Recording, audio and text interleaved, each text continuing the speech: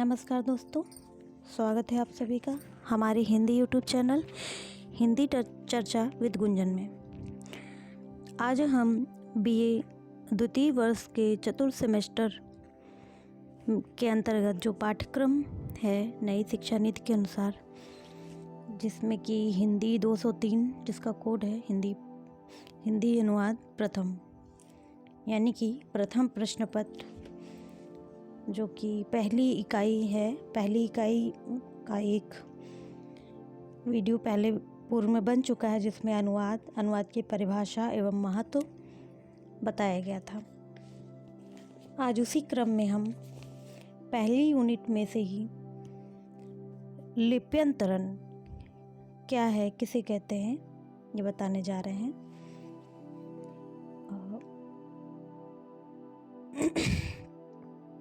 लिप्यंतरण ध्वन्यात्मक समानता के आधार पर ग्रंथों को एक लिपि से दूसरी लिपि में परिवर्तित करने की प्रक्रिया है।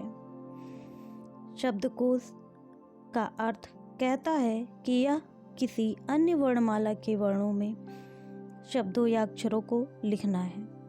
यह प्रक्रिया केवल पाठ के अर्थ में जाने के बजाय उसके उच्चारण से संबंधित है। यहाँ पाठ को विभिन्न भाषाओं के अक्षरों में प्रदर्शित किया जाता है, लेकिन इन नए वर्णों में भाषा, व्याकरण और मूल पाठ की भावना बरकरार रहती है। उदाहरण के लिए भारतीय नाम, ये किसी दूसरी भाषा में लिखा है। भारतीय नाम दृष्टि का उच्चारण दृष्टि के रूप में किया जाता है। इसका अंग्रेजी में लिप्यंतरण दृष्टि ही है। रूसी भाषा में इस्तेमाल होने वाले सिरिलिक पाठ में इसके लिप्यंतरण के बाद हम इसे डिस्ट्री के रूप में लिखते हैं। किस रूप में? डिस्ट्री, यानी जैसे दृष्टि बनता है, डी से लिखा जाता है, DISTR, तो उसी तरह ये डिस्ट्री के रूप में लिखते हैं। यहाँ शब्दों और अक्षरों के शब्दांश या ध्वनियाँ समान रहती हैं।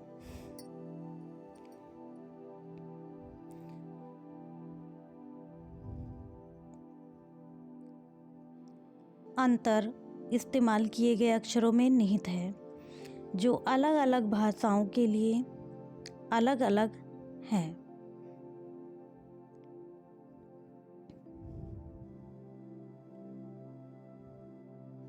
लिप्यंतरण संस्कृत यानी संज्ञा का पुल्लिंग शब्द है। लिप्यंतरण संस्कृत में संज्ञा पुल्लिंग है। किसी एक लिपि में लिखे लेख या विचार को मूल भाषा में ज्यों का त्यों दूसरी लिपि में लिखने का कार्य ही लिप्यंतरण एक तरह से कहलाता है, जिसे अंग्रेजी में ट्रांसलिटरेशन कहते हैं। अब है अगला टॉपिक, मशीनी अनुवाद। मशीनी अनुवाद को हम यांत्रिक अनुवाद के नाम से भी जानते हैं।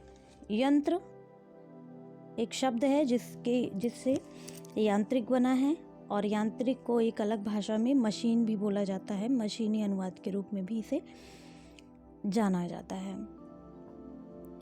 और अगर इसकी बात करें तो हम ये जानते हैं कि इसका जो यांत्रिक अनुवाद का जो सबसे पहले विचार आया था वो 1946 में वारेन वीवर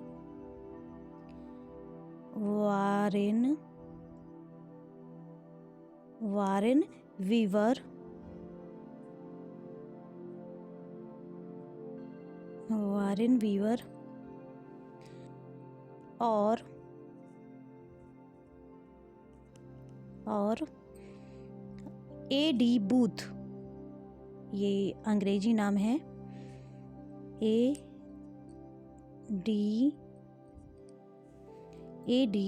बूथ, ठीक है, वारेन वीवर और AD बूथ, इन लोगों ने जो है, इन दोनों ने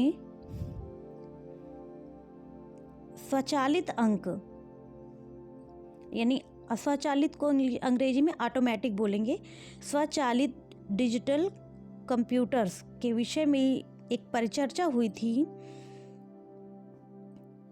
यानी ऑटोमेटिक, इसको हिंदी में बोलेंगे स्वचालित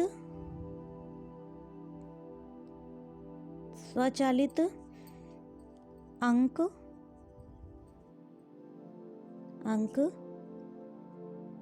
परिकलन यंत्र, ठीक है, स्वचालित अंक परिकलन यंत्र। अगर इसे अंग्रेजी में हम लिखें तो इसे लिखेंगे कि automatic, AUTOMATIC,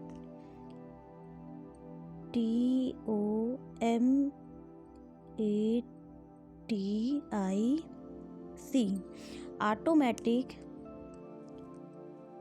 DGTAL, automatic digital computers, COMPUTER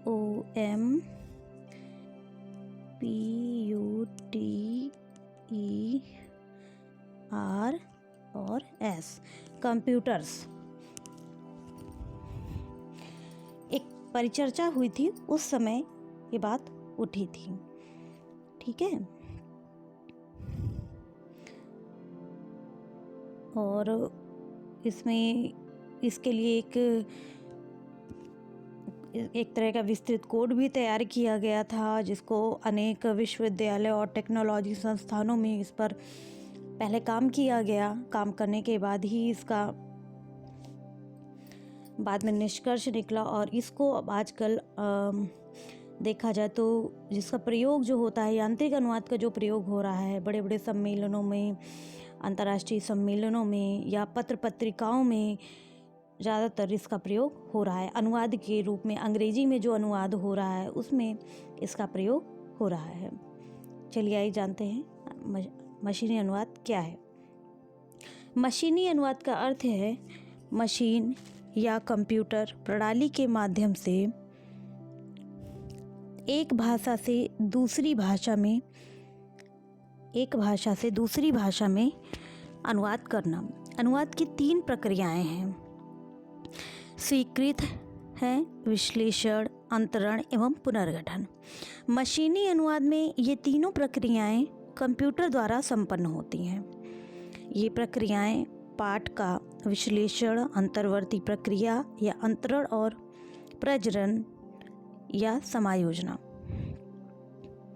के तौर पे होती है।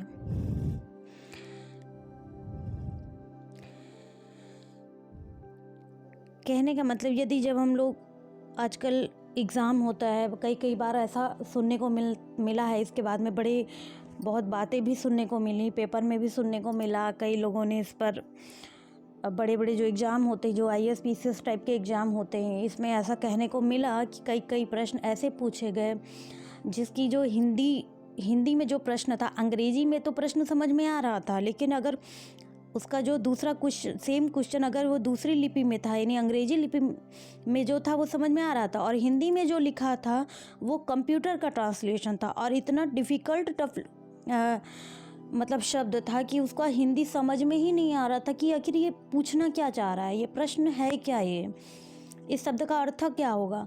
तो कई बार जब लोग इंग्लिश में क्वेश्चन पढ़ रहे थे तो उनको समझ में आ जा रहा था कि हाँ, ये आखिर प्रश्न में पूछा क्या गया है, और वही प्रश्न को जब हिंदी में पढ़ रहे थे तो नहीं समझ में आ रहा था।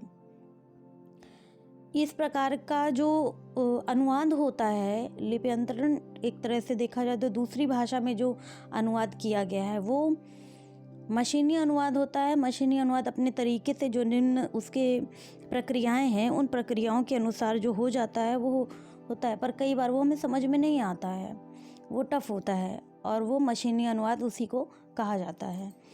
ठीक है, जैसे गूगल का ट्रांसलेशन, हम लोग कई बार कोई चीज़ें अंग्रेजी में पढ़ते हैं या किसी संस्कृत भाषा में पढ़ते हैं या और कोई भाषा में पढ़ते हैं और नहीं समझ में आता, फिर गूगल ट्रांसलेट करके, आजकल सब सॉफ्टवेयर फ़ोन में भी आ गए हैं, लैपटॉप में भी आ गए हैं, फिर जब हम उसे पढ़ते हैं और हमें दूसरी भाषा में अनुवाद, हमारी ही भाषा में वो अनुवाद करके देता है, फिर भी कई बार ऐसे ऐसे शब्दों का प्रयोग गूगल के सॉफ्टवेयर में फिट होते हैं कि वो शब्द हमें नॉर्मल बोलचाल की भाषा में नहीं मिलते हैं, फिर भी उसे ही हम मशीनी अनुवाद कहते हैं। चलिए आगे देखते हैं कि मशीनी अनुवाद के प्रकार। मानव तथा मशीन के अंतः संबंध को दृष्टि में रखते हुए अनुवाद के सामान्यतया 3 प्रकार माने जाते हैं। मशीन साधित मानव अनुवाद, मानव साधित मशीनी अनुवाद, मशीनी अनुवाद, नियम आधारित मशीन अनुवाद, स्थानांतरण आधारित मशीन अनुवाद, इंटरलिंगुअल मशीन अनुवाद। स्थानांतरण आधारित मशीन अनुवाद के अंतर्गत ये 3 प्रकार और हैं, जिसमें पहला नाम था इंटरलिंगुअल मशीन अनुवाद, दूसरा था शब्दकोश आधारित मशीन अनुवाद, फिर है सांख्यिकीय मशीनी अनुवाद, और जो छठवां था प्रकार था उसका नाम है हाइब्रिड मशीन अनुवाद। इस प्रकार से दोस्तों ये पहली यूनिट आपकी लगभग समाप्त हो गई है। हाँ, कुछ इसमें 1-2 टॉपिक और बचे हुए हैं, जो किसी दिन वो उसका वीडियो हम आपको देंगे।